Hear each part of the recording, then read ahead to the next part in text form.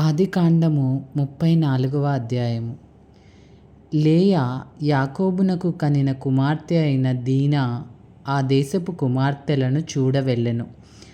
ఆ దేశము నేలిన హివ్వీయుడైన హమోరు కుమారుడగు షెకెము ఆమెను చూచి ఆమెను పట్టుకొని ఆమెతో శయనించి ఆమెను అవమానపరిచెను. అతని మనస్సు యాకోబు కుమార్తె అయిన దీనా మీదనే ఉండెను. అతడు ఆ చిన్నదాన్ని ప్రేమించి ఆమెతో ప్రీతిగా మాట్లాడి, ఈ చిన్నదానిని నాకు పెండ్లి చేయమని తన తండ్రి అయిన హమోరును అడిగెను. తన కుమార్తెను అతడు చెరిపెనని యాకోబు విని, తన కుమారులు పశువులతో పొలములలో నుండినందున వారు వచ్చు వరకు ఊరకుండెను. షెకెము తండ్రియగు హమోరు యాకోబుతో మాట్లాడుటకు అతని యొద్దకు వచ్చెను. యాకోబు కుమారులు ఆ సంగతి విని పొలములో నుండి వచ్చిరి. అతడు యాకోబు కుమార్తెతో శయనించి ఇశ్రాయేలు జనములలో అవమానకరమైన కార్యము చేసెను. అది చేయరాని పని గనుక ఆ మనుష్యులు సంతాపము పొందిరి. వారికి మిగుల కోపం వచ్చెను. అప్పుడు హమోరు వారితో, షెకెము అను నా కుమారుని మనస్సు మీ కుమార్తె మీదనే ఉన్నది.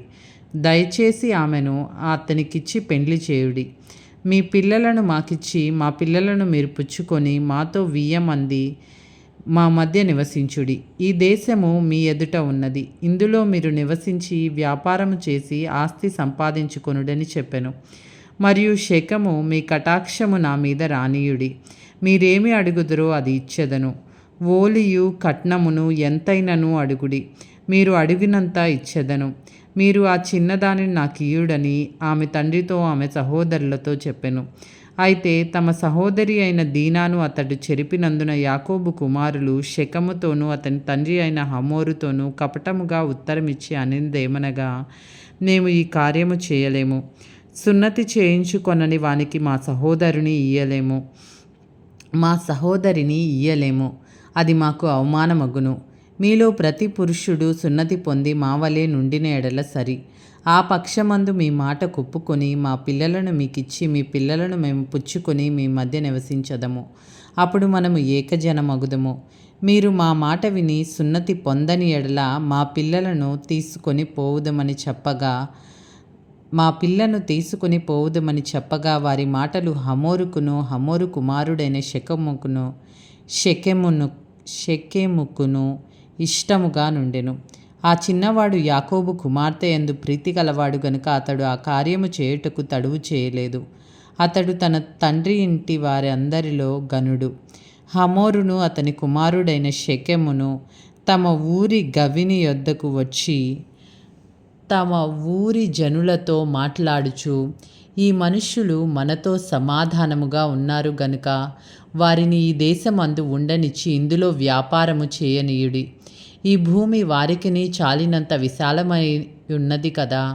మనము వారి పిల్లలను పెండ్లి చేసుకొని మన పిల్లలను వారికి ఇత్తము.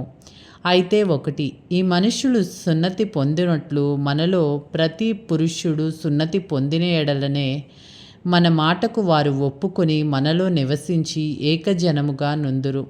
వారి మందలు, వారి ఆస్తి, వారి పశువులన్నీయు మనమగును కదా. ఎట్లయినను మనము వారి మాటకు ఒప్పుకొందుము. అప్పుడు వారు మనలో నివసించెదరనగా హమోరును అతని కుమారుడగు షెకెమును చెప్పిన మాట అతని ఊరి గవిని ద్వారా వెళ్ళు వారందరూ వినిరి. అప్పుడు అతని ఊరి గవిని ద్వారా వెళ్ళు వారిలో ప్రతి పురుషుడు సున్నతి పొందెను. 3వ దినమున వారు బాధపడుచుండగా యాకోబు కుమారులలో నిద్దరు అనగా దీనా సహోదరులైన షిమ్యోనును లేవియు తమ కత్తులు చేత పట్టుకుని ఎవరికీ తెలియకుండా ఆ ఊరి మీద పడి ప్రతి పురుషుని చంపిరి. వారు హమోరును అతని కుమారుడైన షెకెమును కత్తివాత చంపి షెకెము ఇంటి నుండి దీనాను తీసుకొని వెళ్ళిపోయిరి. తమ సహోదరిని చెరిపినందున యాకోబు కుమారులు చంపబడిన వారు ఉన్న చోటికి వచ్చి ఆ ఊరు దోచుకొని వారి గొర్రెలను, పశువులను, గాడిదలను, ఊరిలోనిదేమి పొలములోనిదేమి వారి ధనము యావత్తును తీసుకొని వారి పిల్లలనందరినీ వారి స్త్రీలను చెరపట్టి ఇండ్లలోనున్నదంతయు దోచుకొనిరి. అప్పుడు యాకోబు షిమ్యోనును లేవీని చూచి, మీరు నన్ను బాధపెట్టి ఈ దేశ నివాసులైన కనానీయులలోను పెరిజ్జీయులలోను అసహ్యునిగా చేసితిరి. నా జనసంఖ్య కొంచెమే, వారు నా మీదకి గుంపుగా వచ్చి నన్ను చంపెదరు, నేనును నా ఇంటి వారును నాశనమగుదుమని చెప్పెను. అందుకు వారు, వేశ్య ఎడల జరిగించినట్లు మా సహోదరి ఎడల ప్రవర్తించవచ్చునా అనిరి. ఇది ఏలిన వారి వాక్కు. సర్వేశ్వరునికి వందనములు. హల్లెలూయా.